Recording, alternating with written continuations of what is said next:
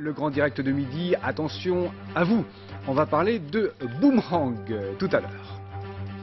Le grand direct de midi, attention la tête, Franck Ménestré, on va parler de boomerang. Bonjour à tous, bienvenue en direct. Bonjour à tous, bienvenue en direct du parc de la Gardeau ici à Besançon. On vous parle d'une activité très originale, le boomerang avec le Kookaburra, le club Kookaburra et Laurent Froment, son président. Bonjour Laurent. Le boomerang, c'est une discipline, une vraie discipline sportive. Oui, il y a l'aspect sportif, il y a des compétitions comme les autres dans les autres sports, et puis il y a l'aspect loisir aussi qu'on fait à côté. On en parlera tout à l'heure, je pense. Et si on en parle aujourd'hui particulièrement, c'est parce qu'il va y avoir des compétitions. Il y a des compétitions d'organiser et un grand rendez-vous en début d'année prochaine. Voilà, alors il y a des compétitions qui sont organisées à Besançon par le club. Il y a des compétitions dans toute la France. Et là, en avril, il y aura la Coupe du Monde à Perth, en Australie, donc, où il y aura 4 membres du club qui vont aller dans les équipes de France. Le Kookaburra Club de Besançon, c'est un club de renommée. Oui, je crois qu'on peut le dire. On est 7 fois champion de France, donc c'est un gros club en France. Ouais. On se risque une petite démonstration là peut-être, on peut essayer, On les va conditions essayer, sont bonnes, juste ouais. un petit... Il y a un petit vent mais on va quand voilà, même juste essayer. Un petit lancer Allez, histoire d'heure en direct. Donc je vais essayer de vous lancer ça. Allez, une petite démonstration, on espère, ça revient, ça passe derrière. Ça arrive, voilà. Bravo, bravo Laurent. Ça, avant d'arriver à faire ça quand même, il faut pas mal d'entraînement.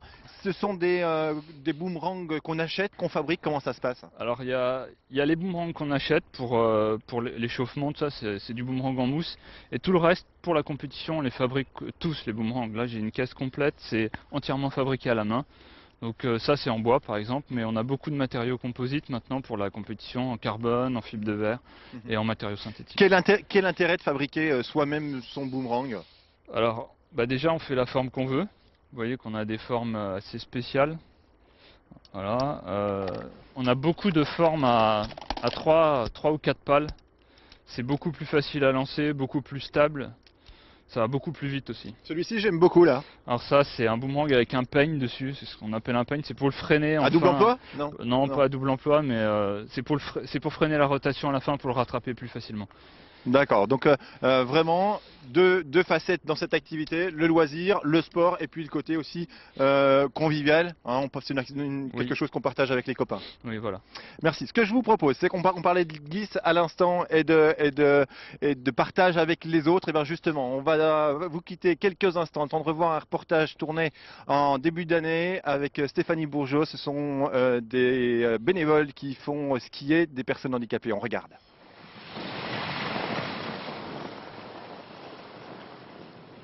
Et voilà, retour au parc de la Gardeau à Besançon. Hein. On parle de partage et de copains, évidemment. Alors, on en parle de cet esprit de camaraderie avec Juliette Decailleux du club Kookaburra.